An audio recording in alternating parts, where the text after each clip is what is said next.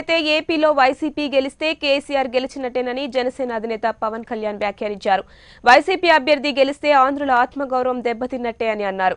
Telangana CM KCR కు AP రాజకీయాలతో ఏం సంబంధం అన్న పవన్ ఏపీ రాజకీయాల్లో తలదూర్చి ప్రజల మధ్య నేతల మధ్య విద్వేషాలు రగిల్చే ప్రయత్నాలు చేస్తే చూస్తూ ఊరుకోనని హెచ్చరించారు.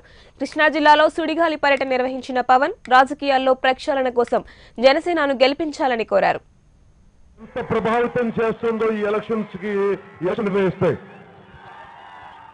ఆ తర్వాత యువత ఎవరి వైపు లేదు, జనసేన వైపు ఉంది. మీ బలం ఎంతంటే ఈ రోజున దాదాపు భారతదేశం అంతా 543 పార్లమెంట్ స్థానాల్లో 270 పైచీలకు 20% ఉన్న యువతే డిసైడ్ చేయబోతుంది ఎవరు పార్లమెంట్కి వెళ్ళాలి, ఎవరు అసెంబ్లీకి వెళ్ళాలనేది. అలాంటి అత్యధిక స్థానాలు ఏలూరు పార్లమెంటు స్థానం కానీ ఎవరు వెళ్ళాలి పార్లమెంట్కి అనేది మీరు డిసైడ్ చేయాలి. 100 కోట్లు పెట్టుబడి పెట్టి పార్లమెంట్లో పడుకునే మాగంటి బాబు గారు లాంటి కావాలా మీకు పార్లమెంట్కి వెళ్ళడానికి? యువత మనకి ఏం చెప్పారు? స్పెషల్ కేటగిరీ స్టేటస్ కోసం మీరు పోరాటం చేస్తారంటేనే కదా నేను మీ అందరి కోసం ఆ రోజు 2014లో నా సర్వస్వం వదిలేసి మీకోసం అండగా ఉంది.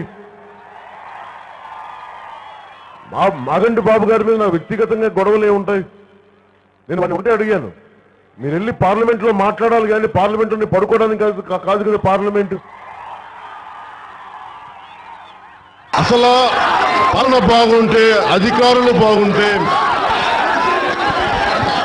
ఎమ్మెల్యేలు బాగుంటే సమస్య ఉంటుంది. నిజంగా జగన్మోహన్ రెడ్డి గారు కానీ మన ముందుంది 3 అభ్యర్థులు.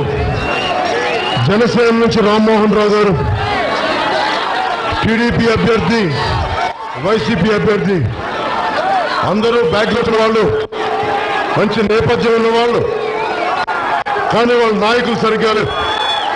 వైసీపీ కనుక గెలిస్తే ఇక్కడ దాని గెలుపు వైసీపీ అభ్యర్థి గెలుపు అయితే నాకు ఆనందమే, నాకు ఇబ్బంది లేదు, మంచిదే. కానీ వైసీపీ అభ్యర్థి గెలుపు మనల్ని బుద్ధులు తిట్టిన చంద్రశేఖరరావు గారి గెలుపు, టీఆర్ఎస్ ముఖ్యమంత్రి, టీఆర్ఎస్ నాయకులు తెలంగాణ ముఖ్యమంత్రి గారి గెలుపు. ఆంధ్రులు దగాకోరులు, ఆంధ్రులు ద్రోహులు, వాళ్ళని ఆంధ్రులను తిట్టిన వ్యక్తి అభ్యర్థి జగన్మోహన్ రెడ్డి గారు.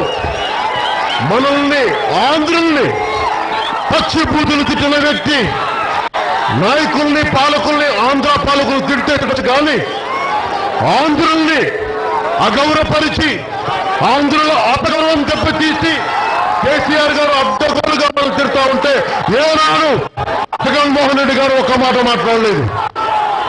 అదే కేసీఆర్ గారిని ఆయనంటే నాకు గౌరవం ఉంది, ఉద్యమాన్ని నడిపిన వ్యక్తి. కానీ ఆంధ్ర పాలిటిక్స్ లోకి వచ్చి అంటే తెలంగాణలో ఆంధ్ర పాలకులు రాకూడదు, తెలంగాణలో ఆంధ్ర పార్టీలు ఉండకూడదు. కానీ దొడ్డిదారుణ తెలంగాణ నాయకులు వచ్చి కేసీఆర్కి వచ్చి మాట్లాడటం మాకు సమ్మతం, ఎంత మాత్రం సమ్మతనీయం కాదు. మీకు సమ్మతమా మీరు ఆలోచించుకోండి. మీరు జగన్మోహన్ రెడ్డి గారు హైదరాబాద్ లో కూర్చొని ఆంధ్రప్రదేశ్ పాలిటిక్స్ చేయాలనుకుంటున్నారు. హైదరాబాద్ లో కూర్చొని బీఫామ్స్ ఇస్తారు. ముఖ్యమంత్రి గారు పాపం ఏదో ప్రభుత్వం ఇచ్చే క్యాంప్ ఆఫీస్ నుంచి పార్టీలు నడుపుతున్నారు.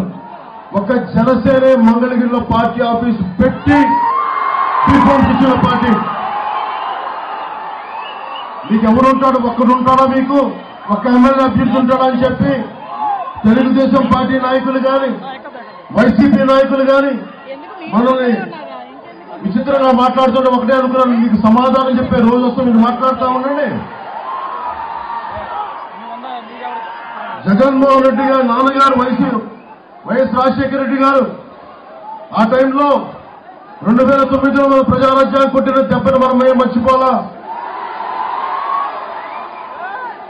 ఏం మర్చిపోతే మా గుర్తులు ఉన్నాయి. అలాగే ప్రజాస్వామ్యంలో ఎవరు ఏదైనా చేయొచ్చు, ఏదైనా ప్రజాస్వామ్యబద్ధంగా ఏదైనా చేయొచ్చు. మాట్లాడితే ఒక్కసారి నేను చెప్పా గొడవ పెట్టుకోవడానికి చెయ్యి మనలేదా అర్థం వస్తుంది మైక్ విజయవాడలో గొడవ పెట్టుకోవాలని చెప్పండి. ఇక్కడ మంగళగిరిలో ఉంటారు రమ్మండి.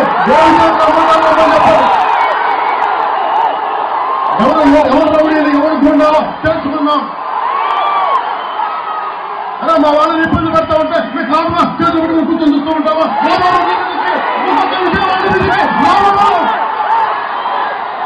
ఆటపల్లి కూర్చొని రాజకీయం చేస్తామా? విజయవాడ నడిపట్టులో వచ్చి కూర్చొని రాజకీయం చేస్తాం, మార్పులు చేస్తాం.